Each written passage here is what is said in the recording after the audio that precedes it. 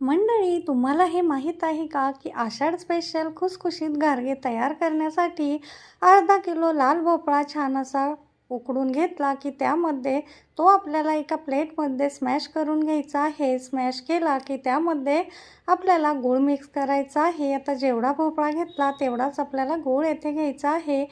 दोन्हीही आपल्याला एकजीव करून घ्यायचे आहे। दोन्ही एकजीव झाले की एका बाउलमध्ये काढून घ्यायचे। आता पीठ भिजवण्यासाठी एका ताटामध्ये 2 वाट्या गव्हाचं पीठ, पाव वाटी बेसन पीठ, 3 ते 4 चमचे तांदळाचं पीठ, 2 चमचे आपल्याला रवा आणि चिमटीभर मीठ टाकून सर्व व्यवस्थित मिक्स करून घ्यायचं आहे। हे मिक्स झालं की यामध्ये 4 चमचे साजूक तूप कडकडीत गरम करून त्याचे मोहन टाकून घ्यायचे। मोहन टाकून झाले की हे व्यवस्थित आपल्याला मिक्स करायचं। 1 चमचा वेलची पावडर, 2 चमचे खसखस टाकून पुन्हा आपल्याला याला मिक्स करून घ्यायचं आहे।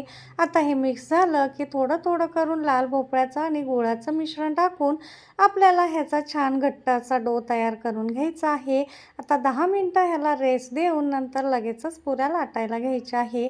असा एक एक गोळा घेऊन त्याची चपातीसारखी लाटी करून घ्यायची आहे। फारही जाडही नाही आणि फारही पातळ नाही। त्यावरती थोडीशी खसखस भुरभुरून घ्यायची आहे आणि पुन्हा लाटण्याच्या साह्याने थोडंसं लाटून एका वाटीच्या साह्याने ह्याच्या छान अशा पुऱ्या तयार करून घ्यायच्या आहे।